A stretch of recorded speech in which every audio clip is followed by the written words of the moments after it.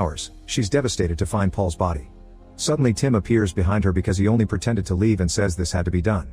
A terrified Abby begins repeating all the safe words but none of them work. Tim explains he's changed them by copying her voice since the safe word settings are voice activated. Abby runs back to the house and locks the door behind her before trying to call the emergency line. However, Tim's power over the appliances allows him to unlock the door and cancel the call. When Abby reaches for the landline phone, Tim throws a chair to make her trip and uses the phone to knock her out. When Abby wakes up, she finds an old video of her playing on the wall at a romantic bath waiting with a repaired dress. She rushes downstairs and tries to leave the house, but Tim locks all the doors and says he's prepared a lovely dinner.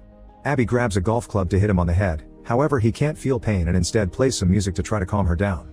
Then Abby begins running around the house breaking the security cameras, and when Tim tries to follow her, she waits for the right moment to close a door on him and lock it with a belt.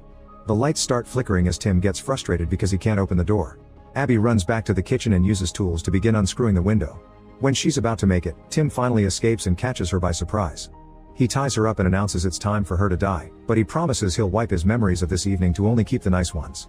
While Tim pushes some medicine and alcohol into Abby's mouth, Rose notices the flickering lights and comes to the house to check on Abby. Tim goes to tell her Abby isn't home and grabs her arm to hurt her until she leaves. Abby uses this distraction to grab a knife and start cutting the ropes. When she finally frees herself, she throws up all the medicine. Tim returns to the kitchen and slaps the knife off her hand before grabbing her by the neck to start choking her. However, Abby still has a screwdriver in her pocket and stabs his hand to make him drop her. At that moment,